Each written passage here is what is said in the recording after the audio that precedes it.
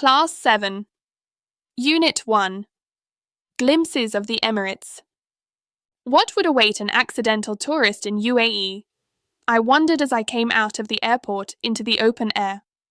Yes, I was an accidental tourist. I had been to Oman to stay with my niece. I had just squeezed in 2 days on my way back home. But 2 days were enough to give me an eyeful and plenty of food for thought. The dense clouds hovering above the wings of the aircraft had already given me an eyeful. And the desert, which seemed to stretch endlessly, was a spectacle too. The long drive in my friend Ashokan's car from Ras Al Khaimah to Abu Dhabi was a memorable experience. We never got tired of stopping and venturing out into the beach. The sea had the same serene appearance everywhere. One feels a kind of heavenly bliss at these quiet beaches. At Sweihan in Abu Dhabi, I caught sight of something unexpected. It was the entrance to the Noor Abu Dhabi solar power plant.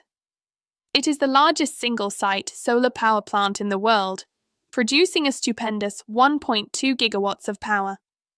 Of course, tourists are not allowed inside.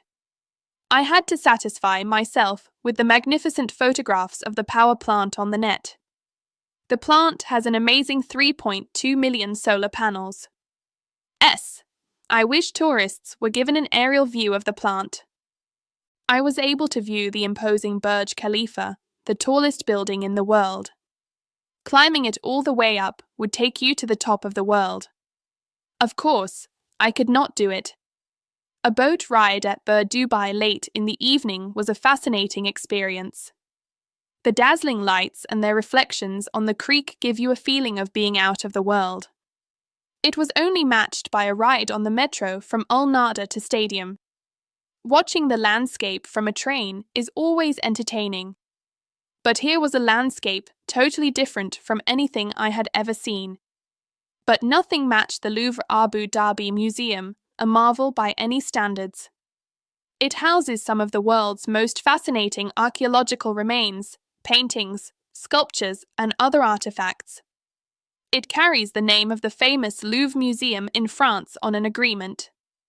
It has also rented more than 300 pieces from the Louvre for display. I thought it terribly unlucky of me to have spent only half a day in the museum. I would have loved to spend at least a week. On boarding the flight to Calicut, I wished I had more time for a visit like this. At least 2 weeks. Another time. I might get a chance again. You never know.